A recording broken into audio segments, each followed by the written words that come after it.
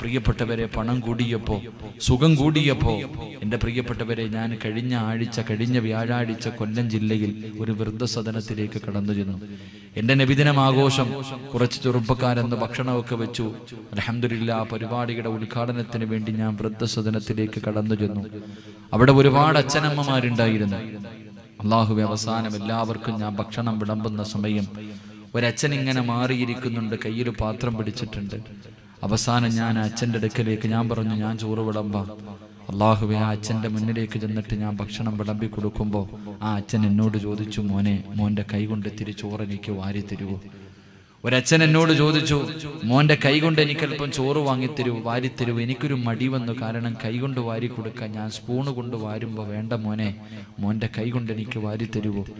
ആ അച്ഛന് കൊടുക്കാൻ ഞാനൊരു പിടി ഭക്ഷണം എൻ്റെ കൈ കൊണ്ട് ഇങ്ങനെ വാരിയിട്ട് കൊടുക്കുമ്പോൾ ആ അച്ഛൻ്റെ കണ്ണ് നിറഞ്ഞുപോയി. എന്നെ കെട്ടിപ്പിടിച്ചിട്ട് എൻ്റെ കയ്യിൽ ഇങ്ങനെ ഉമ്മ വെക്കാം.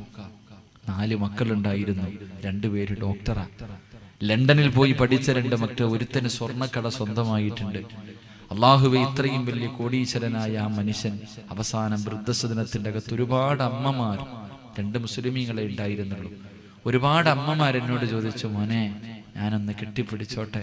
ആ അമ്മമാർ, അള്ളാഹുവേ, പടച്ചവൻ എപ്പോഴാണ് അവരുടെയൊക്കെ ആ ഒരു വില മനസ്സിലാക്കുന്നത്? മക്കളൊക്കെ ഇന്ന് പണം കൂടി കഴിയുമ്പോൾ എല്ലാത്തിനും അടിച്ചിറക്കാൻ സമയമില്ല. എൻ്റെ പ്രിയപ്പെട്ടവരെ, ഞാൻ എന്നിട്ടും അവരോട് പറഞ്ഞു, നിങ്ങൾ ഒരിക്കലും ശപിക്കരുത് നിങ്ങളുടെ മക്കളെ നിങ്ങൾ ഒരിക്കലും ശപിക്കരുത്. കാരണം നിങ്ങൾ എന്തെങ്കിലും പറഞ്ഞു പോയാൽ അവന്മാരുടെ ജീവിതം നശിച്ചു പോകും. ആ സമയത്ത് അവരെന്നോട് ചോദിച്ചു, എന്തിനാ മക്കളെ അങ്ങനെയുള്ള, ഞങ്ങൾ നൊന്ത് പ്രസവിച്ചതൊന്നും ഞങ്ങൾക്ക് പ്രയോജനം ചെയ്തില്ല. നിങ്ങളെ പോലെയുള്ള ഒരുപാട് മക്കളെ ദൈവം ഞങ്ങൾക്ക് തന്നല്ലോ. ഞങ്ങളെ കാണാൻ എൻ്റെ മോൻ അടുത്ത നബിദിനത്തിന് വരണേ എന്ന് പറഞ്ഞിട്ട് ആ അമ്മമാര് യാത്രയാക്കുമ്പോൾ എൻ്റെ പ്രിയപ്പെട്ടവരെ, റസൂലുള്ളാഹി സ്വല്ലല്ലാഹു അലൈഹി വസല്ലം തങ്ങൾ പറഞ്ഞു, മാതാപിതാക്കളെ വേദനിപ്പിക്കുന്ന മക്കൾക്ക് അള്ളാഹു നല്ല മരണം കൊടുക്കില്ല എന്ന് നബി മുഹമ്മദ് മുസ്തഫ സല്ലല്ലാഹു അലൈഹി വസല്ലം. അള്ളാഹു നമുക്ക് ഈമാൻ നൽകുമാറാകട്ടെ. പ്രവാചകൻ പറഞ്ഞു, 3 മാതാപിതാക്കളെ വേദനിപ്പിക്കുന്ന മക്കൾക്ക് അള്ളാഹു കൊടുക്കുന്ന 3ാമത്തെ ഒരു ശിക്ഷയുണ്ട്. അതെല്ലാവരും എഴുന്നേറ്റ് നിന്ന് കേൾക്കാം. വാ ഇൻഷാ അല്ലാഹ്, ഇങ്ങോട്ട് വാ, എല്ലാവരും എഴുന്നേറ്റ്. ബിസ്മില്ലാ, കഴിഞ്ഞു, വഴുത് കഴിഞ്ഞു. എല്ലാവരും എഴുന്നേറ്റ്. അർശിന്റെ മോളിൽ ഇരിക്കണവരൊക്കെ പറ്റുമെങ്കിൽ സ്വർഗത്തിലോട്ട് ഇറങ്ങി വാ ഇൻഷാ അല്ലാഹ്. എല്ലാവരും എഴുന്നേൽക്കും ഇൻഷാ അല്ലാഹ്. ഇങ്ങോട്ട് വാ, എനിക്ക് എല്ലാവരും ഒന്ന് കാണാനാ ഇൻഷാ അല്ലാഹ്. എല്ലാവരും എനിക്കൊന്ന് കാണാനാ. വാ, അൽഹംദുലില്ലാ. എല്ലാവരും പുറത്തേക്കണവരൊക്കെ ഇങ്ങോട്ട് സ്വർഗത്തിൽ കയറുവാപ്പാ. ദുആഇന്റെ സമയം 40 പേരിൽ കൂടുതലുണ്ട്. ഒരാളുടെ ആമീൻ മതി, രക്ഷപ്പെട്ടു പോകും. അതുകൊണ്ട് സംഘാടകർ ഉൾപ്പെടെ പുറത്തു നിൽക്കുന്ന എല്ലാവരും, സംഘാടകരുൾപ്പെടെ പുറത്ത് ആരും നിൽക്കല്ലേ മക്കളെ. ദുആ ചെയ്യാൻ പോവാടാ അള്ളാന്റെ മുന്നിൽ തൗബ ചെയ്യാൻ പോവാ. നിന്റെ പാപം മുഴുവനും പുറത്തവനായി നിലയിൽ നിനക്ക് ഇവിടെ ഇറങ്ങി പോകണമെങ്കിൽ എന്നിട്ട് അടുത്ത് നിൽക്ക്. അള്ളാഹു നമുക്ക് ഈമാൻ നൽകുമാറാകട്ടെ. എൻ്റെ പ്രിയപ്പെട്ട സഹോദരങ്ങളെ, മഹാനായ നബി മുഹമ്മദ് മുസ്തഫ, ഉറക്കെ നബി മുഹമ്മദ് മുസ്തഫ സല്ലല്ലാഹു അലൈഹി വസല്ലമ തങ്ങൾ പറഞ്ഞു, മാതാപിതാക്കളെ വേദനിപ്പിക്കുന്ന മക്കൾക്ക് അള്ളാഹു ദുനിയാവിൽ കൊടുക്കുന്ന 3ാമത്തെ ശിക്ഷ. ആ ശിക്ഷയും പറഞ്ഞ് എൻ്റെ പ്രിയപ്പെട്ടവരെ, ഇന്ന് രാത്രി മരിച്ച സ്വർഗം കിട്ടുന്ന ദിക്ർ മുത്തുനബി സല്ലല്ലാഹു അലൈഹി വസല്ലമ തങ്ങൾ പറഞ്ഞു, ഈ ദിക്ർ ആരെങ്കിലും പറഞ്ഞാൽ, വല്ലാഹി ഈ സദസ്സിൽ വെച്ച് ആരെങ്കിലും തൗബ ചെയ്യുന്ന മനസ്സോടുകൂടി ഈ ദിക്ർ പറഞ്ഞു, നാളെ രാവിലെ സുബഹി ബാങ്ക് വിളിക്കുന്നതിന് മുമ്പ് നിന്റെ കണ്ണടഞ്ഞുപോയാൽ നിനക്ക് സ്വർഗമുണ്ടെന്ന് നബി മുഹമ്മദ് മുസ്തഫ സല്ലല്ലാഹു അലൈഹി വസല്ലം. അല്ലാഹു നമുക്ക് ഈമാൻ നൽകുമാറാകട്ടെ. എൻ്റെ പ്രിയപ്പെട്ട സഹോദരങ്ങളെ, പെണ്ണുങ്ങളൊക്കെ എഴുന്നേൽക്ക്. ഇനി എല്ലാവരും നിൽക്കണം, ആരും ഇരിക്കരുത്. എത്ര സുഖമില്ലാത്തവരാണെങ്കിലും എഴുന്നേറ്റ് നിൽക്കണം. കാരണം ഇനി ദുആഇന്റെ സമയമാണ്. എല്ലാവർക്കും ഒരു 5 മിനിറ്റ് നിൽക്കാൻ പറയുമ്പോൾ വയ്യ. ഒരു 5 മിനിറ്റ് നിൽക്കാൻ പറയുമ്പോൾ വയ്യ. നരേന്ദ്രമോദി പറഞ്ഞു, 500ഉം 1000ഉം മാറണമെങ്കിൽ ബാങ്കിന്റെ മുന്നിൽ വന്ന് മണിക്കൂർ നിൽക്കണമെന്ന്. ആർക്കും ഒരു രോഗമില്ലായിരുന്നു വാപ്പ. ആർക്കെങ്കിലും ഉണ്ടായിരുന്ന ഈ രോഗം? അള്ളാഹുവേ, ഈ സദസ്സിൽ ആരൊക്കെ നിൽക്കുന്നു, അള്ളാഹുവേ, ഇവരെ നീ പരലോകത്ത് നിർത്തി ഉരുക്കല്ലേ പടച്ചവനെ. അള്ളാഹുവേ, ഈ സദസ്സിൽ ആരെല്ലാം നിൽക്കുന്നോ പടച്ചവനെ, അവരെ നീ സിറാത്ത് എന്ന പാലത്തിൽ അവരുടെ കാല് നീ ഉറപ്പിച്ചു കൊടുക്കണേ റഹ്മാനെ. അള്ളാഹുവേ, പരലോകത്ത് കിടന്ന് യാചിക്കുന്നവരെ തൊട്ട് ഈ സദസ്സിൽ നിൽക്കുന്ന ഞങ്ങളെ നീ കാത്തുരക്ഷിക്കണേ അള്ളാഹുവേ, ഈ സദസ്സിനെ ബഹുമാനിച്ചുകൊണ്ട് ആരെല്ലാം ഈ ദുആഇന്റെ സമയത്ത് ഇവിടെ ഒരുമിച്ച് കൂടുന്നു, അള്ളാഹുവേ, ഞങ്ങൾക്ക് നീ നല്ല മരണം നൽകി അനുഗ്രഹിക്കണേ അല്ലാ. എൻ്റെ പ്രിയപ്പെട്ട സഹോദരങ്ങളെ, മാതാപിതാക്കളെ തല്ലുന്ന മക്കളുണ്ട്. മാതാപിതാക്കളെ തല്ലുന്ന പല ഉമ്മമാരും പറയാറുണ്ട്, ഉസ്താദേ, എൻ്റെ പ്രിയപ്പെട്ട പൊന്നുമോൻ അവൻ കേറി വന്നിട്ട് തല്ലുകയാ.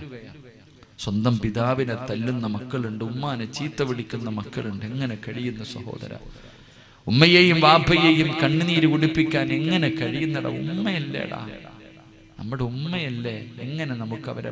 അല്ലാഹുവിന്റെ റസൂൽ സല്ലല്ലാഹു അലൈഹി വസല്ലം തങ്ങൾ പറഞ്ഞു, ഇന്നത്തെ യുവതലമുറകൾക്ക് പ്രായം ചെന്ന ഉമ്മാനെ കാണിച്ചിട്ട് ഇതെന്റെ ഉമ്മയാണെന്ന് കൂട്ടുകാരോട് പറയാൻ നാണക്കേട് തോന്നുന്ന കാലം. എൻ്റെ പ്രിയപ്പെട്ടവരെ, ഉമ്മ ആരെന്നറിയോ? റസൂലുള്ളാഹി തങ്ങൾ പറഞ്ഞു, 5 കാര്യങ്ങളിൽ നോക്കിയിരുന്നാൽ ഇബാദത്തിന്റെ കൂലിയുണ്ടെന്ന് നബി മുഹമ്മദ് മുസ്തഫ. 5 കാര്യങ്ങളിൽ നോക്കിയാൽ ഇബാദത്തിന്റെ കൂലിയ. അതിൽപ്പെട്ട ഒന്നാണ് നമ്മുടെ ഉമ്മ. തൊലിയൊക്കെ ചുളുങ്ങിയാലും പ്രായമായാലും സൗന്ദര്യമൊക്കെ പോയാലും ഉമ്മയല്ലേടാ. ഉമ്മാന്റെ മുഖത്ത് നോക്കുമോനെ, ഇബാദത്തിന്റെ കൂലിയുണ്ടെന്ന് നബി മുഹമ്മദ് മുസ്തഫ. ചില മക്കൾ പറയാറുണ്ട്, ഉസ്താദെ ഉമ്മയും ബാപ്പയും മരിക്കാൻ വേണ്ടി ദുആ ചെയ്യാൻ. അല്ലാഹു അഅലം, എങ്ങനെ കഴിയുന്ന മനുഷ്യ? സ്വന്തം ഉമ്മ മരിക്കാൻ വേണ്ടി ഖൈറാണെങ്കിൽ അങ്ങനെ പറയാ, അതൊരു തന്ത്രവാ. നോക്കി മടുത്തപ്പോ മനുഷ്യ രോഗം പിടിച്ച് കിടന്ന കിടപ്പിൽ കിടന്ന് മലമൂത്ര വിസർജനം നടത്തുന്ന വാപ്പയാണെങ്കിലും ഉമ്മയാണെങ്കിലും രാത്രി 11 മണിക്ക് 10:30 വീട്ടിൽ കയറി ചെല്ലുമ്പോ എൻ്റെ മോൻ വന്നോ എന്ന് ചോദിക്കണ ഒരു ചോദ്യം ഉണ്ടല്ലോ. അവരുള്ളപ്പോൾ അവരുടെ വില നമുക്കറിയില്ല, ഇല്ലാത്തവർക്ക് അതിൻ്റെ വേദന അറിയൂ. അല്ലാഹു നമ്മുടെ ഉമ്മമാർക്ക് ദീർഘായുസ്സ് കൊടുക്കുമാറാകട്ടെ. ഉമ്മാനെ തല്ലുന്ന ചീത്ത വിളിക്കുന്ന മക്കളുണ്ട്. അധികം പേരും പണം കൂടിയപ്പോൾ ഒരു സുന്ദരിയായ പണക്കാരിയായ പെണ്ണിനെ കിട്ടിയപ്പോൾ പെറ്റ തള്ളയെ വേണ്ട, നിനക്ക് 2 നില വീട്. പണമൊക്കെ കിട്ടിയപ്പോൾ ഭാര്യ പറഞ്ഞു, വീടിൻ്റെ അകത്ത് കിടന്നൊന്ന് മൂത്രം ഒഴിച്ച, ഒന്ന് കാഷ്ടിച്ച, എവിടെങ്കിലും കൊണ്ട് കളയാൻ പറയുമ്പോൾ കൊണ്ട് കളയണ ചെറുപ്പക്കാരുണ്ട്. ഈ പാഴ്വസ്തുക്കളെ എവിടെങ്കിലും കൊണ്ട് കളയാൻ പെറ്റ തള്ളയെ. അല്ലാഹുവേ, പല പെണ്ണുങ്ങളും നിനക്കൊക്കെ ലക്ഷങ്ങൾ തന്ന് നിന്നെയൊക്കെ കെട്ടിച്ചു വിട്ട നിന്റെ വാപ്പ രോഗം പിടിച്ച് കിടക്ക, എടി നിനക്കൊന്ന് ഫോൺ വിളിച്ചിട്ട് സുഖമാണോ എന്ന് ചോദിക്കാൻ കഴിയുന്നില്ലല്ലോ. ഇന്ന് നിനക്കൊക്കെ പണവും നിന്റെ ഭർത്താവും മക്കളും മതി. നിന്റെയൊക്കെ ഒരു ഫോൺ വിളി, പോയി നോക്കുന്നത് പോയിട്ട് വാപ്പാനെ ഉമ്മാനെയും വിളിച്ചിട്ട് ഉമ്മ നിങ്ങൾ ഭക്ഷണം കഴിച്ചു എന്ന് ചോദിക്കുന്ന എത്ര മക്കളുണ്ട് അല്ലേ? എല്ലാവരും ഗൾഫിൽ പോയി കിടക്ക, ഭർത്താവിന്റെ കൂടെ അവിടെ ഉമ്മായും വാപ്പായും വേണമെങ്കിൽ കൊണ്ടുവന്ന് അല്ലാഹുവേ വേലക്കാരി നിർത്തുന്ന പോലെ കൂടെ നിർത്തുന്നവരുണ്ട്. കൊട്ടാരം പോലെയുള്ളൊരു വീട് പണിതിട്ടിട്ടുണ്ട്. ആ വീടിന്റെ ബെഡ്റൂമിന്റെ അകത്തിട്ട് ഉമ്മയുടെ അറിഞ്ഞുകൊണ്ട് ആരെങ്കിലും മൂത്രം ഒഴിക്കോ? ബോധമുള്ള ആരെങ്കിലും വീടിന്റെ അകത്ത് കിടന്ന് മലമൂത്ര വിസർജനം നടത്തൂല. പ്രായം ചെന്ന് നമ്മുടെ വാപ്പയോ ഉമ്മയോ ബെഡ്റൂമിന്റെ അകത്ത് കിടന്നൊന്ന് മൂത്രം ഒഴിച്ച, ഒന്ന് കാഷ്ടിച്ച, അറിയാതെ ഒന്ന് കാർക്കിച്ചു തുപ്പിയ, അല്ലാഹുവേ ഉമ്മാനെ ചീത്ത വിളിക്കുന്ന മക്കളെ കാണാം. എന്റെ പൊന്നു സഹോദര, ഒന്ന് കഴുകിയാ പോകില്ലടാ. ഒന്ന് മൂത്രം ഒഴിച്ച നീ ഒന്ന് കഴുകിയാ പോരെ? ഒന്ന് കാർക്കിച്ച് തുപ്പിയ നീ ഒന്ന് തുടച്ചു കളഞ്ഞ അത് പോകുമല്ലോ. നമ്മൾ എവിടെ കിടന്ന മനുഷ്യ മൂത്രമൊഴിച്ചത്? നമ്മുടെ ഉമ്മാന്റെ ശരീരത്ത് ഞാനും നിങ്ങൾ എത്ര പ്രാവശ്യം മൂത്രമൊഴിച്ചിട്ടുണ്ട്, കാഷ്ടിച്ചിട്ടുണ്ട്, കാർക്കിച്ച് തുപ്പിയിട്ടുണ്ട്. ഉമ്മ വീടിന്റെ അകത്ത് തുപ്പിയപ്പോ നമ്മളെ കൊണ്ട് സഹിക്കുന്നില്ല. എന്നാൽ ഞാനും നിങ്ങൾ ഉമ്മാന്റെ മുഖത്ത് എത്ര പ്രാവശ്യം ഛർദിച്ചിട്ടുണ്ട്. ഉമ്മാനെ തല്ലിയിട്ടില്ലേ? ചെറുപ്രായത്തിൽ ഞാനും നിങ്ങളും ഉമ്മാനെ തല്ലിയ മക്കളുണ്ട്. നമ്മൾ ഉമ്മാനെ എത്ര വേദനിപ്പിച്ചാലും പോടാന്ന് പറഞ്ഞു വലിച്ചെറിഞ്ഞില്ലല്ലോ. സ്നേഹത്തോടെ കെട്ടിപ്പിടിച്ച് നമ്മുടെ ഉമ്മ, അല്ലാഹു ദീർഘായുസ്സ് കൊടുക്കുമാറാകട്ടെ. അങ്ങനെയുള്ള മാതാപിതാക്കളെ കണ്ണുനീര് കുടിപ്പിച്ച അല്ലാഹു തരുന്ന ശിക്ഷ എന്തെന്നറിയോ? വല്ലാഹി സത്യം, ഈ സദസ്സിലിരിക്കുന്ന ഏതെങ്കിലും ഒരു മനുഷ്യൻ തൻ്റെ മാതാപിതാക്കളുടെ മനസ്സിന് വേദന ഉണ്ടാക്കുന്ന എന്തെങ്കിലും നിങ്ങൾ ചെയ്തിട്ടുണ്ടെങ്കിൽ അല്ലാഹു നിനക്ക് തരുന്ന 3ാമത്തെ ശിക്ഷ, നീ മരിക്കുന്നതിന് മുമ്പ് നിന്റെ മക്കൾ നിന്നോട് തിരിച്ചങ്ങനെ ചെയ്യുമെന്ന് നബി മുഹമ്മദ് മുസ്തഫ. നീ നിന്റെ വാപ്പാനെ തല്ലാൻ കൈവക്കിയിട്ടുണ്ടെങ്കിൽ, പെണ്ണെ കല്യാണം കഴിഞ്ഞിട്ട് സ്വന്തം ഉമ്മാനെ ഉപ്പാനെ തിരിഞ്ഞു നോക്കാത്ത മോളെ നീ എങ്ങനെ വേണമെങ്കിലും വളർത്തിക്കോടി. നീ എങ്ങനെ വളർത്തിയാലും നീ മരിക്കുന്നതിന് മുമ്പ് നിന്റെ മക്കളും നിന്റെ നേരെ ഇങ്ങനെ തിരിഞ്ഞിരിക്കുമെന്ന് നബി മുഹമ്മദ് മുസ്തഫ. തല്ലാൻ കൈവക്കിയിട്ടുണ്ടെങ്കിൽ കാത്തിരുന്നു. നീ എത്ര സ്നേഹിച്ച് വളർത്തിയാലും നിന്റെ മോൻ നിന്റെ നേരെ കൈവക്കും വാപ്പ. നീ നിന്റെ ഉപ്പാനോട് ഉമ്മാനോട് എങ്ങനെ പെരുമാറിയോ, നിനക്കിന്ന് നീ തിരിഞ്ഞു നോക്കുന്നില്ല. അവരെ പട്ടിണിക്കിട്ടിരിക്കുന്നു. വൃദ്ധസദനത്തിൽ തെള്ളിയാ നിന്റെ മക്കളും തെള്ളും, വല്ലാഹി തെള്ളും, യാതൊരു സംശയമില്ല. അവനവന്റെ മാതാപിതാക്കളോട് അവനവൻ എന്ത് ചെയ്തോ അതിന്റെ വേദന അറിയണമെങ്കിൽ തിരിച്ചു മക്കൾ ചെയ്യണം. നിന്റെ ഉമ്മാനെ നീ വേദനിപ്പിച്ചെങ്കിൽ ആ ഉമ്മ വേദനിച്ച് നെഞ്ച് പൊട്ടിയിട്ട് കരഞ്ഞതിന്റെ വേദന നിനക്കറിയണമെങ്കിൽ നിന്റെ രക്തത്തിൽ പിറന്ന മക്കൾ നിന്നോട് തിരിച്ചു ചെയ്യണം. അപ്പോഴേ നിനക്കതിന്റെ വേദന അറിയൂ. അള്ളാഹു നമുക്ക് ഈമാൻ നൽകുമാറാകട്ടെ. അള്ളാഹുവെ, പലപ്പോഴും ഞങ്ങൾ പലതും പറഞ്ഞു പോയിട്ടുണ്ട് റബ്ബേ. അള്ളാഹുവെ, ഞങ്ങൾക്ക് നീ പുറത്തു തരണേ റഹ്മാനെ, ഞങ്ങൾക്ക് നീ പുറത്തു തരണേ റഹ്മാനെ. അള്ളാഹുവെ, ഞങ്ങളുടെ മക്കൾ അങ്ങനെ തിരിച്ചു ചെയ്യല്ലേ അള്ളാഹ്. ഇതിന്റെ വേദന പോ. ഞാൻ എൻ്റെ പ്രിയപ്പെട്ട ഉമ്മ, എൻ്റെ അനുഭവം പറയാം. എൻ്റെ ഉമ്മ എൻ്റെ ഭാര്യയോട് ചോദിച്ചു, ഇവൻ വലിയ ദേശീക്കാരനാ, നീ എങ്ങനെ ജീവിക്കുന്നെന്ന്. അപ്പൊ ചോദിച്ചു എന്തേന്ന്. അപ്പൊ എൻ്റെ ഉമ്മ പറഞ്ഞു, പണ്ട് ഇവനെ വാപ്പ ചെറുപ്രായത്തിൽ 3-4 വയസ്സുള്ളപ്പോ എൻ്റെ വാപ്പ എന്നെ തല്ലി. എന്തോ ഒരു കാര്യത്തിന് തല്ലിയപ്പോ വാപ്പയോട് പറയാൻ പാടില്ലാത്ത ഒരു വാക്ക് ഞാൻ പറഞ്ഞു. ചീത്തയൊന്നുമല്ല, എങ്കിലും ചെറിയ ഒരു വാക്ക് പറയാൻ പാടില്ലാത്തത് പറഞ്ഞു എന്ന് എൻ്റെ ഉമ്മ പറയുന്നത് ഞാൻ കേട്ടു. എൻ്റെ മകന് 3.5 വയസ്സായി സിനാൻ. അവനൊരിക്കൽ നേഴ്സറിയിൽ പോയിട്ട് വന്നപ്പോൾ എന്തോ ഒരു കാര്യത്തിൻ്റെ പേരിൽ ഞാൻ അവന് ഒരു അടി കൊടുത്തു. ആ അടി കൊടുത്ത സമയത്ത് ഞാൻ പണ്ട് എൻ്റെ വാപ്പാനെ വിളിച്ച അതേ വാക്ക് അവൻ എന്നെ തിരിച്ചു വിളിച്ചു. 3.5 വയസ്സിൽ ഞാൻ എൻ്റെ ഉപ്പായെ വിളിച്ച അതേ വാക്ക് അവൻ എന്നെ തിരിച്ചു വിളിച്ചു. ഞാൻ അവനെ ഒരുപാട് തല്ലി. അവസാനമാണ് പടച്ചവനെ ഞാൻ ആലോചിച്ചു, റസൂലുള്ളാഹി തങ്ങൾ പറഞ്ഞു, അവനവൻ്റെ മാതാപിതാക്കളോട് എന്ത് ചെയ്യുന്നു അത് തിരിച്ചു ചെയ്യുമെന്ന് മുത്തുനബി മുഹമ്മദ് മുസ്തഫ. എൻ്റെ ജീവിതത്തിൽ ഞാൻ അനുഭവിച്ചതാ.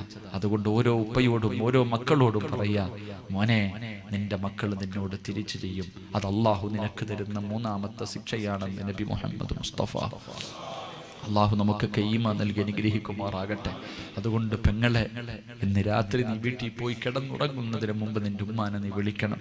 എത്ര കാലമായിട്ട് കാത്തിരിക്കുന്നറിയോ? പാതിരാത്രി 1 മണിയായാലും നീ വിളിച്ച എന്തേ മോളേന്ന് ചോദിക്കൂ. എന്തിനാടി നീ പാതിരാത്രി വിളിച്ചതെന്ന് ചോദിക്കൂല. നിന്റെ വിളിയും കാത്ത് നിന്റെ ഉമ്മയുണ്ട്, നിന്റെ ഉപ്പയുണ്ട്. രോഗം പിടിച്ചിട്ട് കിടന്ന കിടപ്പിൽ കിടന്ന് മലമൂത്ര വിസർജനം നടത്തിയിട്ട് വീടിന്റെ അകത്ത് കിടക്കുന്ന വാപ്പാന്റെ കാല് പിടിച്ചിട്ട് കരമക്കളെപ്പാ, നിങ്ങൾ എനിക്ക് പൊരുത്തപ്പെട്ടു തരണം.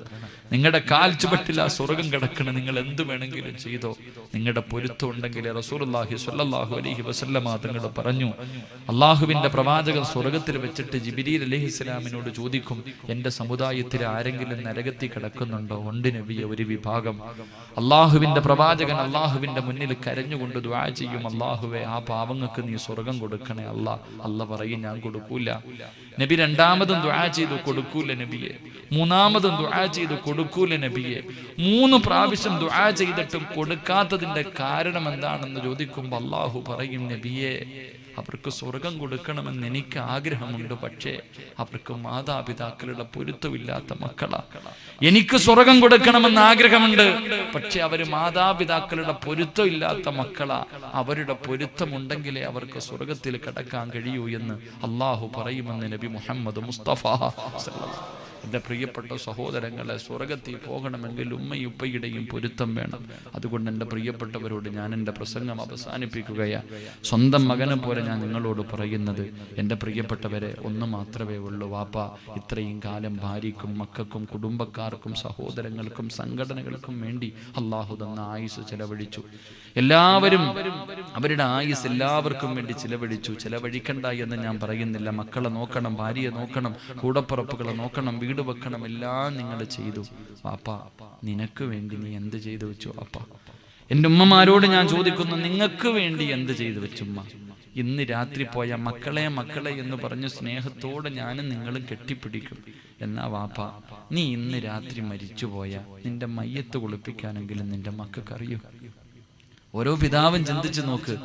ഈ 40-50 വർഷക്കാലം നിങ്ങളൊക്കെ കിടന്ന് രക്തം വിയർപ്പാക്കി അധ്വാനിച്ച് കഷ്ടപ്പെട്ടു പോറ്റി വളർത്തി.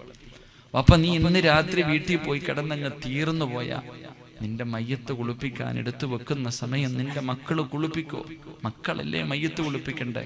റസൂലുള്ളാഹി സ്വല്ലല്ലാഹു അലൈഹി വസല്ലമ തങ്ങൾ പറഞ്ഞു, മയ്യത്തിന്റെ മുകളിൽ ഒരു തുള്ളി വെള്ളം വീഴുന്നത് പാറക്കല്ല് വീഴുന്ന വേദനയാണ്. വല്ല ആൾക്കാരും കുളിപ്പിച്ച ആ പരിഗണന അവർ കാണിക്കൂല. എന്നാ സ്വന്തം മക്കള് പാപ്പാനെ എടുത്തിങ്ങനെ കയ്യിൽ വെച്ചിട്ട്, ഉമ്മയെ പിടിച്ച് കയ്യിൽ വെച്ചിട്ട്, അള്ളാഹുവെ, ശരീരത്തിന്റെ ഭാഗങ്ങൾ മുഴുവനും ചൂടുവെള്ളം ഒഴിക്കുമ്പോ അള്ളാഹുവെ തന്റെ പിതാവിനെ എടുത്ത് കയ്യിൽ ഇങ്ങനെ വെച്ചിട്ട് കണ്ണീരിന്ന് വീഴുന്ന കണ്ണുനീര് കൊണ്ട് മയ്യത്ത് കുളിപ്പിക്കണം. അള്ളാഹു ഭാഗ്യം തരുമാറാകട്ടെ. ഉമ്മ, നീ പറ ഉമ്മ, 9.5 മാസക്കാലം ഗർഭം ചുമന്ന് മരണവേദനയുടെ വേദനയിൽ നൊന്തു പ്രസവിച്ച നിന്റെ പൊന്നുമോള് നിന്നെ കുളിപ്പിക്കോ ഉമ്മ? നിന്റെയൊക്കെ മയ്യത്ത് വെള്ള തുണിയിൽ പൊതിഞ്ഞിട്ട് പള്ളിക്കകത്ത് കൊണ്ടുവെക്കുമ്പോ പള്ളിയിലെ ഇമാമിന്റെ കൈ പിടിച്ചിട്ട് ഉസ്താദേ ഞാൻ ഇമാമത്ത് നിൽക്കാൻ നിങ്ങൾ പുറകെ നിൽക്കുമെന്ന് നിങ്ങളുടെ മക്കൾ പറയോ? മയ്യത്ത് നമസ്കരിക്കാൻ അറിയോ? പള്ളിക്കാട്ടിൽ കൊണ്ട് 6 അടി മണ്ണിന്റെ അകത്ത് ഇറക്കി വെച്ചിട്ട് എല്ലാരും പോകുമ്പോ ആ കബറിന്റെ ചാരത്ത് ഒറ്റയ്ക്ക് നിന്നിട്ട് നെഞ്ചു പൊട്ടിയിട്ടൊരു യാസീൻ ഓതി ദുആ ചെയ്യാൻ അറിയോ മക്കൾക്ക്? സമയമില്ല വാപ്പാന്റെ ഖബർ എവിടാന്ന് ചോദിച്ചാൽ മക്കൾക്ക് അറിയത്തില്ല. തിരിഞ്ഞു നോക്കാൻ സമയമില്ലാത്ത കാലവാ. അള്ളാഹു നമുക്ക് ഈമാൻ നൽകുമാറാകട്ടെ. അതുകൊണ്ട് എൻ്റെ പ്രിയപ്പെട്ടവരോട് പറയുന്നു, എപ്പോഴെവിടെ വെച്ചാ വരുന്നതെന്നറിയില്ല, മരണം ഏത് രീതിയിലാ വരുന്നതെന്നറിയില്ല. പക്ഷെ എപ്പോ വന്നാലും സന്തോഷത്തോടെ പോകണം. ആരുടെ മുന്നിലും റസൂലുള്ളാഹി തങ്ങൾ പറഞ്ഞു, ചില മക്കളുണ്ട് മാതാപിതാക്കളെ മരിച്ചാലും അവർ വെറുതെ വിടില്ല എന്ന് നബി മുഹമ്മദ് മുസ്തഫ. ചില മക്കളുണ്ട് മരിച്ചാലും സമാധാനം കൊടുക്കൂല, ഖബറിന്റെ അകത്ത് കിട്ട് കരയിപ്പിക്കും മാതാപിതാക്കൾ. എന്റെ പ്രിയപ്പെട്ട സഹോദരങ്ങളെ, അവർ കഷ്ടപ്പെട്ട് സമ്പാദിച്ചു തന്ന സമ്പത്ത് മുഴുവനും നിന്റെ കയ്യിൽ തന്നിട്ട് പോയി നീ ഒരു സദഖ കൊടുക്കോ? അവർക്ക് വേണ്ടി ഒന്ന് ദുആ ചെയ്യോ? എടാ, വെള്ളിയാഴ്ച പള്ളിയിൽ പോയിട്ട് നീ ഖബർ സിയാറത്ത് ചെയ്യണ്ട. ആ പള്ളിയിൽ നിന്ന് ഇറങ്ങി പോകുന്ന സമയം അല്ലാഹുവേ ഒരു സലാമെങ്കിലും പറയോ മോനെ? നിന്റെ ഉമ്മയല്ലേടാ, നിന്റെ ഉപ്പയല്ലേ? അസ്സലാമു അലൈക യാ അബീ എന്ന് സലാം പറയാനുള്ള മനസ്സുപോലും ഇന്നത്തെ മക്കൾക്കില്ല. ഞാൻ എൻ്റെ നാട്ടിൽ എനിക്ക് ഓർമ്മ വരുന്നത്, ഞാൻ എൻ്റെ നാട്ടിൽ എൻ്റെ ഉപ്പാന്റെ ഖബർ സിയാറത്ത് ചെയ്യാൻ പോകുമ്പോൾ അല്ലാഹു ഒരു സഹോദരി വിചാരിച്ചു ഞാൻ പള്ളിയിലെ ഉസ്താദ് എന്നോട് പറഞ്ഞു, ഉസ്താദെ എൻ്റെ മോൻ ഖബർ സിയാറത്ത് ചെയ്യാൻ പോയിട്ട് കാണുന്നില്ല, ഒന്ന് പറഞ്ഞുവിടാൻ. ഞാനിങ്ങനെ പള്ളിക്കാട് മുഴുവനും തെരഞ്ഞു നോക്കി, ആരെയും കണ്ടില്ല. സത്യം പറഞ്ഞാൽ നല്ലതുപോലെ നോക്കിയില്ല, ചുമ്മാ ഒന്ന് കണ്ണോടിച്ചു നോക്കി. ഞാൻ ഇറങ്ങി വന്നിട്ട് പറഞ്ഞു അവിടെ ആരുമില്ല. അല്ലാഹുവേ, ആ സമയത്ത് ആ സഹോദരി പറഞ്ഞു, ഇല്ല ഉസ്താദെ എൻ്റെ മോനുണ്ട്, അവൻ ഇന്ന് ഖുർആൻ പഠിക്കുന്നവനാ. അല്ലാഹുവിന്റെ വിശുദ്ധമായ ഖുർആനിലെ 17 ജുസ് കാണാതെ പഠിച്ചു. അവൻ ലീവിന് വന്നിട്ട് തിരിച്ചു പോകാം ഉസ്താദെ, ബസ് വരാൻ സമയമായി, എൻ്റെ മോനെ ഒന്ന് പറഞ്ഞു വിടുവോ?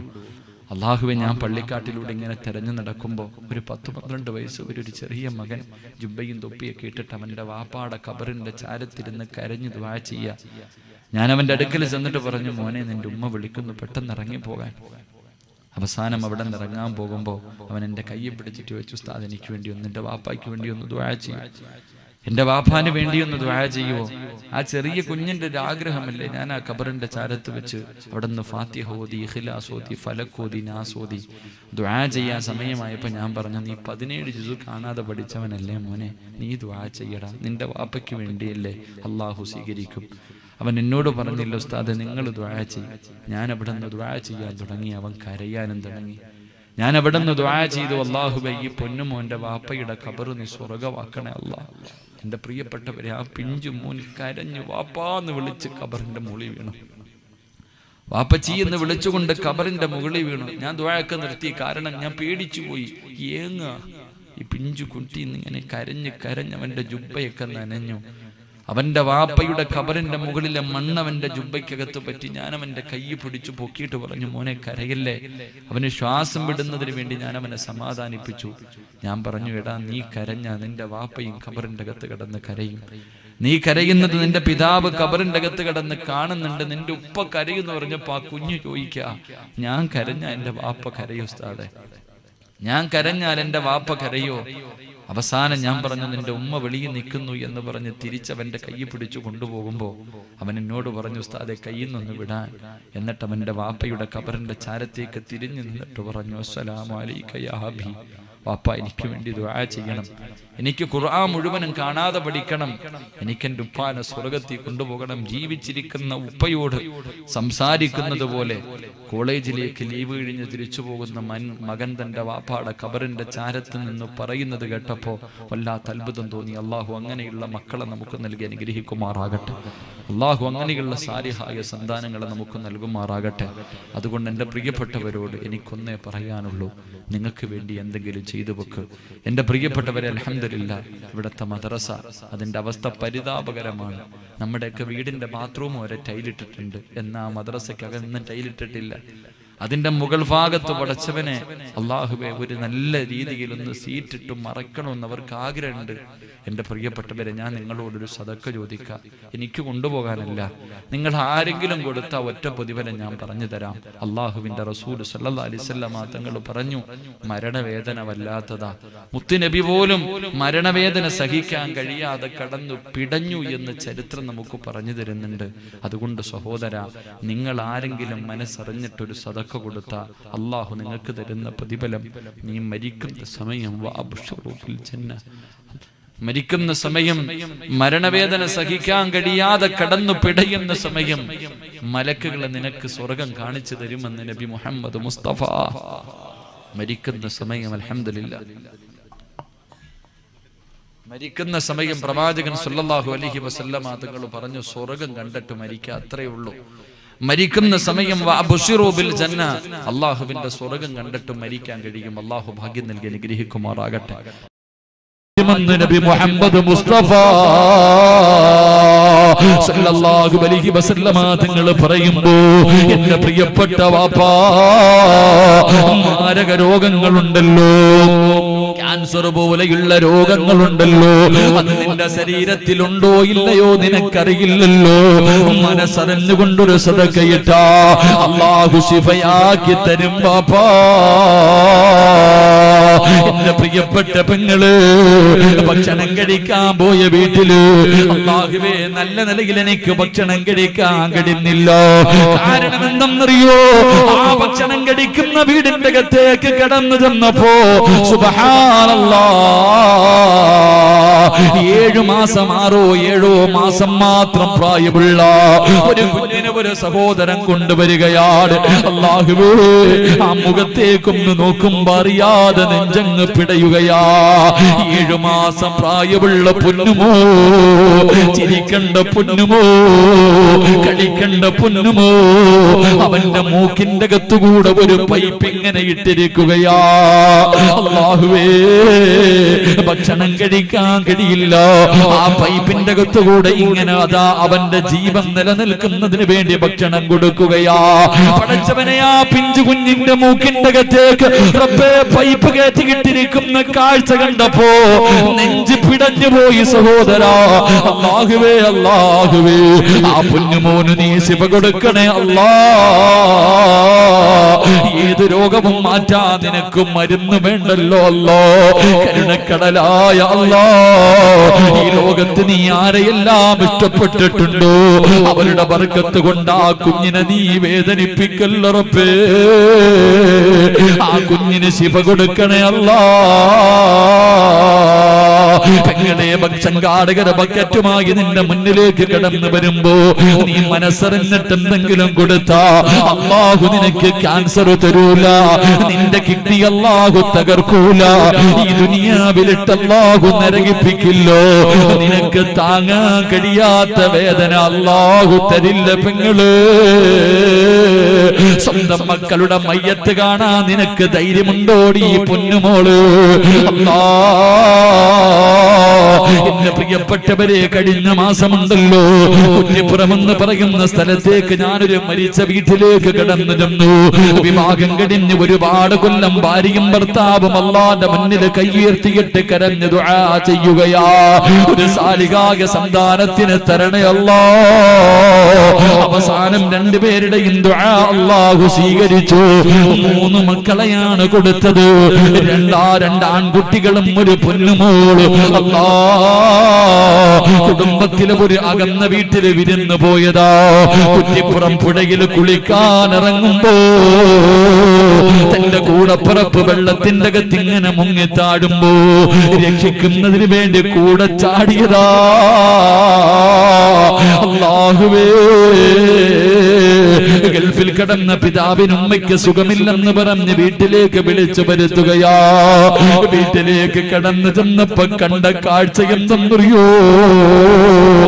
3 മക്കളെ പുതച്ചു കിടത്തിയിരിക്കുന്ന കാഴ്ചയാ. ഏത് വാപ്പയ്ക്കാ താങ്ങാൻ കഴിയോ? ഏതുമ്മയ്ക്കാ താങ്ങാൻ കഴിയോ?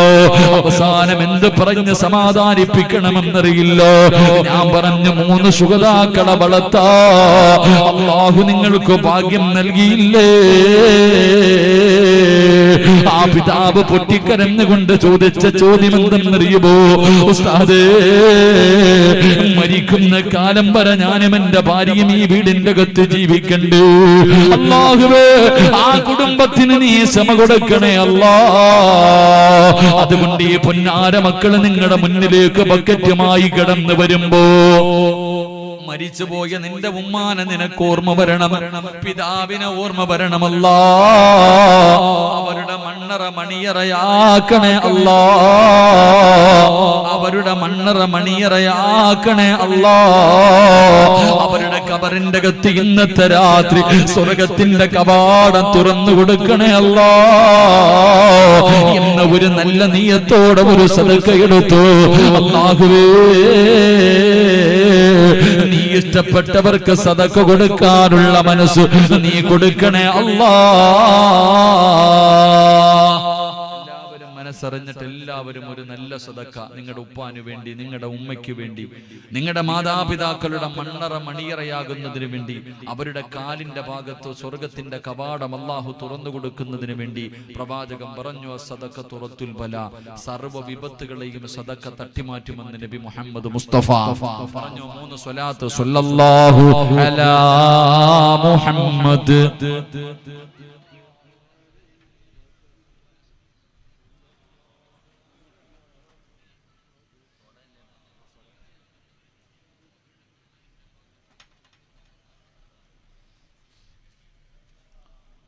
اللهم صل على محمد يا ربي صل عليه وسلم. കരുണക്കടലായ ദയാലുവായ അല്ലാഹ്, പടച്ചവനെ ആരെല്ലാം മനസ്സറിഞ്ഞുകൊണ്ടൊരു സദഖ കൊടുക്കുന്നു അല്ലാഹുവേ, ഇവരുടെ കുടുംബത്തിൽ മരണപ്പെട്ടു പോയവരുടെ ഖബർ വിശാലമാക്കണേ അല്ലാഹ്, സ്വർഗ്ഗ പൂങ്കാവനമാക്കണേ അല്ലാഹ്, സ്വർഗ്ഗത്തിന്റെ കവാടം തുറന്നു കൊടുക്കണേ അല്ലാഹ്. അല്ലാഹുവേ, ജീവിച്ചിരിക്കുന്ന മാതാപിതാക്കൾക്ക് ആഫിയത്തും ദീർഘായുസ്സും കൊടുക്കണേ അല്ലാഹ്. പടച്ചവനെ, ഏതെങ്കിലും ഒരു മാരക രോഗത്തിന്റെ അണുക്കൾ ഈ പാവങ്ങളുടെ ശരീരത്തിലുണ്ടെങ്കിൽ ഈ സദഖയുടെ ബർക്കത്ത് കൊണ്ട് കരിച്ചു കളയണേ അല്ലാഹ്. ഈ ദുനിയാവിലിട്ട് നരകിപ്പിക്കല്ല റബ്ബേ, ഒരു നല്ല മരണം കൊടുക്കണേ അല്ലാഹ്. മഹാനായ പ്രവാചകൻ അവിടെന്ന് പറയുകയാണ്, മാതാപിതാക്കളെ വേദനിപ്പിക്കുന്ന മക്കള്, ഉമ്മയെ ചീത്ത വിളിക്കുന്ന, വാപ്പയെ ഭീഷണിപ്പെടുത്തുന്ന, അത് അവരെ കുത്തുവാക്ക് പറയുന്ന എന്റെ പ്രിയപ്പെട്ട മക്കളെ, അല്ലാഹു നിനക്ക് ഈ ദുനിയാവിൽ 3 ശിക്ഷ തരുമെന്ന് നബി മുഹമ്മദ് മുസ്തഫ സല്ലല്ലാഹു അലൈഹി വസല്ലമ തങ്ങൾ പറയുമ്പോ, ഈ ദുനിയാവിൽ വെച്ച് തന്നെ കിട്ടുന്ന 1ാമത്തെ ശിക്ഷ എന്തെന്നറിയുമോ? മാതാപിതാക്കളെ സ്നേഹിക്കുന്ന, മാതാപിതാക്കളെ വേദനിപ്പിക്കുന്ന മക്കൾക്ക് പടച്ച റബ്ബ് ദുനിയാവിൽ കൊടുക്കുന്ന 1ാമത്തെ ശിക്ഷ, ഉമ്മാനെ തല്ലിയവന്, വാപ്പാനെ ചീത്ത വിളിച്ചവര്, മാതാപിതാക്കളെ തിരിഞ്ഞു നോക്കാത്തവന് അല്ലാഹു നിനക്ക് തരുന്ന 1ാമത്തെ ശിക്ഷ എന്തെന്നറിയുമോ? അല്ലാഹു നിന്റെ ആയുസ് വെട്ടി ചുരുക്കുമെന്ന് നബി മുഹമ്മദ് മുസ്തഫ സല്ലല്ലാഹു അലൈഹി വസല്ലമ തങ്ങൾ പറയുകയാണ്, ഉമ്മയെ കരയിപ്പിച്ച ഒരുത്തനും ഈ ദുനിയാവിൽ ഒരുപാട് കാലം ജീവിക്കൂല. എടാ, നിന്നെ അല്ലാഹു പെട്ടെന്ന് മരിപ്പിച്ച് കളയും ചെറുപ്പക്കാരാ. ഉമ്മാനെ തിരിഞ്ഞു നോക്കാത്ത പെങ്ങള്, ഒരുപാട് കാലം നിന്റെ മക്കളുടെ സ്നേഹം നിനക്ക് കിട്ടൂല.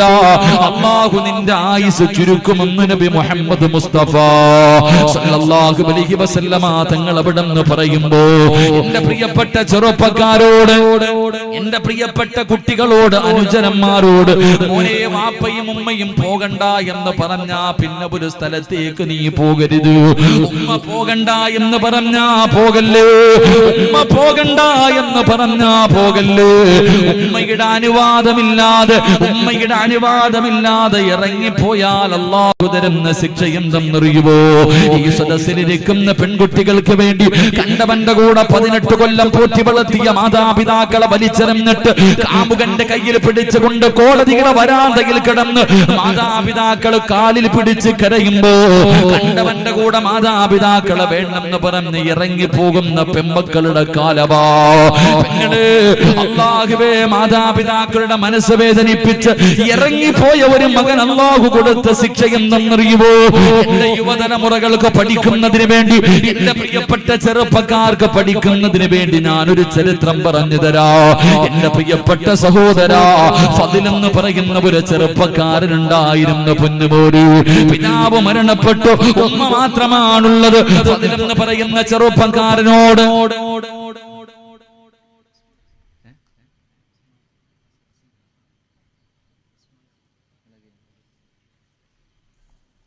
ഒരു കുട്ടിക്ക് ഈ സദസ്സിൽ വെച്ചിട്ട് അപസ്മാരത്തിന്റെ രോഗം ഇളകിയിട്ടുണ്ട്. അല്ലാഹു സുബ്ഹാനഹു വ തആല ശിഫ കൊടുക്കുമാറാകട്ടെ. അല്ലാഹു ശിഫ കൊടുക്കുമാറാകട്ടെ. എന്റെ പ്രിയമുള്ളവരെ, ഉമ്മ പോകണ്ട എന്ന് പറഞ്ഞാൽ പോകരുത്. മാതാപിതാക്കൾ പറയുന്നത് കേൾക്കാതെ ഇറങ്ങിപ്പോയാൽ കിട്ടുന്ന ശിക്ഷ എന്താണെന്ന് ഞാൻ പറഞ്ഞുതരാം. അല്ലാഹു ഈമാൻ തരുമാറാകട്ടെ. KL 18V 8546 സ്വിഫ്റ്റ് ഒന്ന് എടുത്തു മാറ്റാൻ സംഘാടകർ അറിയിച്ചിട്ടുണ്ട്. ഫദിൽ എന്ന് പറയുന്ന ഒരു ചെറുപ്പക്കാരന്, അല്ലാഹുവേ പ്രിയതരാ, ഫദിൽ എന്ന് പറയുന്ന ചെറുപ്പക്കാരനോട് എന്റെ കൂട്ടുകാരെല്ലാവരും ഒരു ദിവസം പറഞ്ഞു, ഫദിലേ, ഞങ്ങളെല്ലാവരും അല്ലാഹുവിന്റെ കഅബയിലേക്ക് ഉംറയ്ക്ക് പോകുകയാണ്. നാളെ ഞങ്ങളെല്ലാവരും ഉംറയ്ക്ക് പോകുകയാണ്. ഫദിലേ, നീയും കൂടെ ഞങ്ങളുടെ കൂടെ വരുന്നോ? ഫദിലേ, ഫദിൽ എന്ന് പറയുന്ന ചെറുപ്പക്കാരൻ പറഞ്ഞു, ഞാൻ എന്റെ ഉമ്മയോട് ചോദിക്കട്ടെ. വീടിന്റെ അകത്തേക്ക് കിടന്നു വന്നു. അവിടെ നിന്ന് പറഞ്ഞു, ഉമ്മ, എല്ലാവരും ഉംറയ്ക്ക് പോകുകയാ. എനിക്ക് അല്ലാഹുവിന്റെ കഅബാലയം കാണണമെന്ന് വല്ലാത്ത മോഹമുണ്ട്. ഞാനും കൂടെ പോകട്ടെ ഉമ്മ, ഞാനും കൂടെ പോകട്ടെ ഉമ്മ. ഉമ്മ പറഞ്ഞു, വേണ്ട ഫദിലേ, എന്റെ പൊന്നുമോൻ ഇപ്പോൾ ഉംറയ്ക്ക് പോകണ്ട, പിന്നെ പോകാമെന്ന് ഉമ്മ പറയുകയാണ്. പടച്ചവനെ, ഫദിൽ എന്ന് പറയുന്ന ചെറുപ്പക്കാർ പിറ്റേ ദിവസം തന്റെ കൂട്ടുകാർ മുഴുവനും ഉംറയ്ക്ക് വേണ്ടി പോകുന്നതിന് വേണ്ടി തയ്യാറെടുത്ത് കടന്നു വരുമ്പോ അവിടെ ചെന്നിട്ട് പറഞ്ഞു, എന്റെ ഉമ്മ എനിക്ക് അനുവാദം തന്നില്ല, എന്റെ ഉമ്മ എനിക്ക് അനുവാദം തന്നില്ല. എല്ലാവരും കൂടെ കളിയാക്കുകയാ. എടാ, അല്ലാഹുവിന്റെ പരിശുദ്ധമായ കഅബാലയത്തിലേക്ക് ഉംറയ്ക്ക് വേണ്ടിയാ പോകാ ചോദിച്ചത്, ഇതിന് പോലും നിന്റെ ഉമ്മ അനുവദിക്കുന്നില്ലല്ലോ. എല്ലാവരും ഫദിൽ എന്ന് പറയുന്ന ചെറുപ്പക്കാരനെ കളിയാക്കുകയാ. അവിടെ നിന്ന് വല്ലാത്ത ദേഷ്യം വന്നു, അവിടെ നിന്ന് വല്ലാത്ത ദേഷ്യം വന്നു. പടച്ചവനെ, എല്ലാ കൂട്ടുകാരും കളിയാക്കിയിട്ട് പോവുകയാണ്. ഫദിൽ എന്ന് പറയുന്ന ചെറുപ്പക്കാരൻ വീട്ടിലേക്ക് കിടന്നു വന്നു. പിന്നെയും ചോദിച്ചു, ഉമ്മ, ഞാനും കൂടെ ഉംറയ്ക്ക് പോകട്ടെ ഉമ്മ? വേണ്ടടാ ഫദില്, വേണ്ടടാ ഫദില്. ഫദിൽ എന്ന് പറയുന്ന ചെറുപ്പക്കാരനോട് ഉമ്മ പറഞ്ഞു, നീ പോകണ്ട. അവിടെ നിന്ന് വല്ലാത്ത ദേഷ്യം വന്നു. വീടിന്റെ അകത്തേക്ക് കിടന്നു ചെന്നു. അവിടെ നിന്ന് ചിന്തിച്ചു, അല്ലാ, കഅബാലയത്തിലേക്ക് ഉംറയ്ക്കാണല്ലോ പടച്ചവര്, ഒരു നല്ല കാര്യത്തിന് വേണ്ടിയാണല്ലോ. ഉമ്മയുടെ അനുവാദം ചോദിക്കാൻ നിന്നില്ല, വേണ്ടത് മുഴുവനും എടുത്തുകൊണ്ട് ഫദിൽ എന്ന് പറയുന്ന ചെറുപ്പക്കാരന്, അല്ലാഹുവേ, ഉമ്മയുടെ മുന്നിലൂടെ ഇറങ്ങി പോവുകയാ. ഉമ്മ പോകല്ലേ, പോകല്ലേ എന്ന് പറഞ്ഞിട്ട് കേൾക്കാതെ ഫദിൽ എന്ന് പറയുന്ന ചെറുപ്പക്കാരനതാ അവിടെ നിന്ന് ഇറങ്ങി പോവുകയാണ്. പടച്ചവനെ, കൂട്ടുകാര് മുഴുവനും മുമ്പേ പോയി. ഉമ്മയുടെ മനസ്സ് വേദനിപ്പിച്ചാട്ടാണ് ഇറങ്ങി വന്നത്. ഫദിൽ എന്ന് പറയുന്ന ചെറുപ്പക്കാര് സമാധാനമില്ല. അവിടെ അവസാനം ചിന്തിച്ചു, അല്ലാ, നമസ്കരിച്ച മനസമാധാനം കിട്ടുമല്ലോ തമ്പുരാന്. ഫദിൽ എന്ന് പറയുന്ന ചെറുപ്പക്കാർ അവിടെ കാണുന്ന പള്ളിക്കകത്ത് കയറി നിസ്കരിക്കുകയാണ്. അവിടെ നിന്ന് കണ്ട പള്ളിക്കകത്ത് കയറി നമസ്കരിച്ചു. നമസ്കാരം കഴിഞ്ഞ് വെളിയിലിറങ്ങുമ്പോ സുബ്ഹാനല്ലാഹ്, ജനങ്ങൾ കിടന്നു വന്നിട്ടു, നാട്ടുകാര് മുഴുവനും ഓടി വന്നിട്ടു. ഫദിൽ എന്ന് പറയുന്ന ചെറുപ്പക്കാരനെ പിടിച്ച് കൈകാലുകൾ കെട്ടുകയാണ്. എല്ലാവരും തല്ലുകയാണ്. കാരണം അവിടെ വലിയൊരു മോഷണം നടന്നു. കള്ളൻ ഓടിയത് പള്ളിയുടെ ഭാഗത്തേക്കാണ്. ഫദിലാണ് കള്ളനെന്ന് കരുതിയിട്ടു എല്ലാവരും അവിടെ നിന്ന് പിടിച്ച് കൈകാലുകൾ കെട്ടിയിട്ട് തല്ലുകയാ.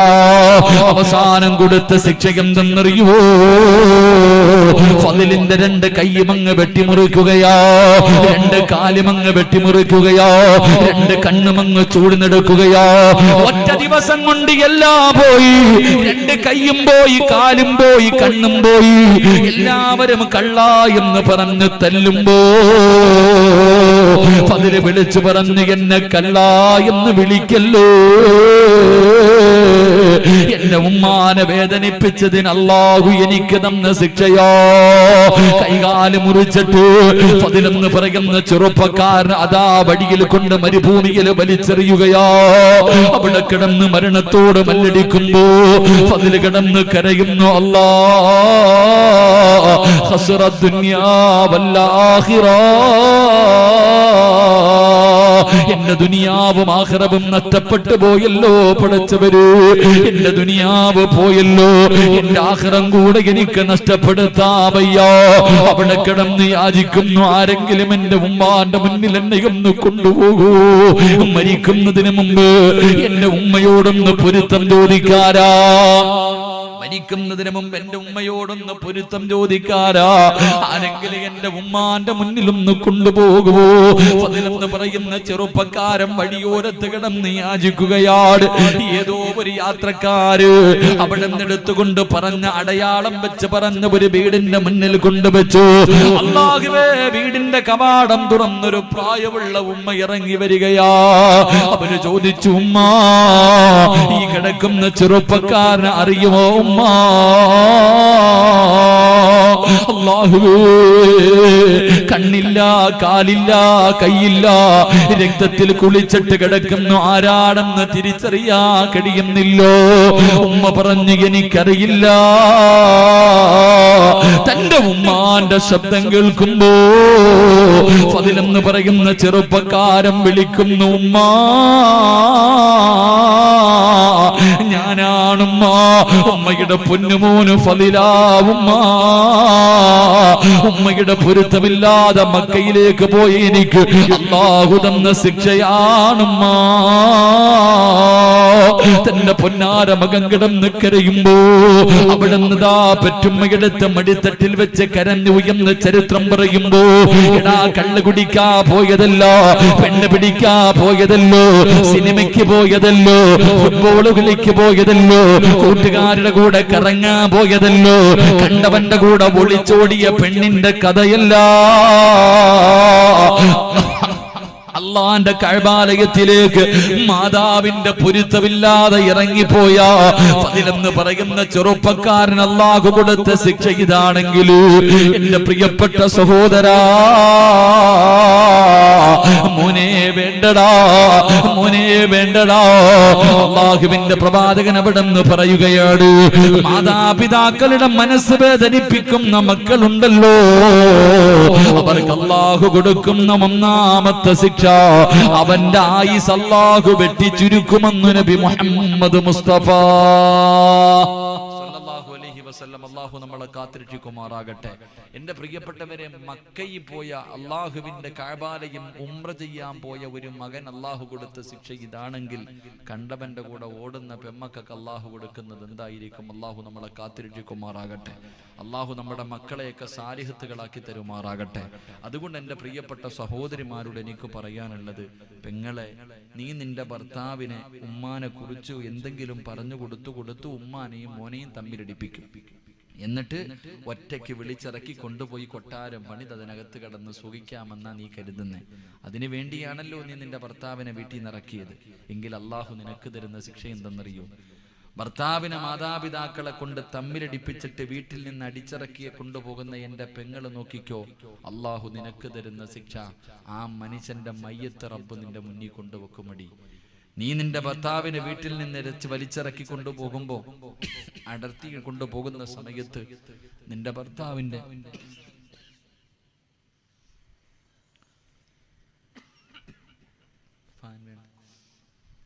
ഭർത്താവിന്റെ ഉമ്മ കരഞ്ഞില്ലേ, അതിനേക്കാളും 10 ഇരട്ടി നീ കരയും.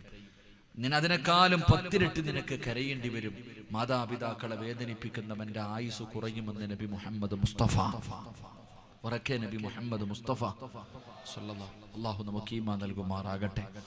മാതാപിതാക്കളെ വേദനിപ്പിക്കുന്ന മക്കൾക്ക് അല്ലാഹു കൊടുക്കുന്ന രണ്ടാമത്തെ ശിക്ഷ, നിനക്ക് അല്ലാഹു ഒരു നല്ല മരണം തരൂല വാപ്പ. മാതാപിതാക്കളെ വെറുപ്പിക്കുന്ന, മാതാപിതാക്കളെ കണ്ണുനീര് കുടിപ്പിക്കുന്ന ഒരുത്തനും അള്ളാഹു നല്ല മരണം കൊടുക്കും.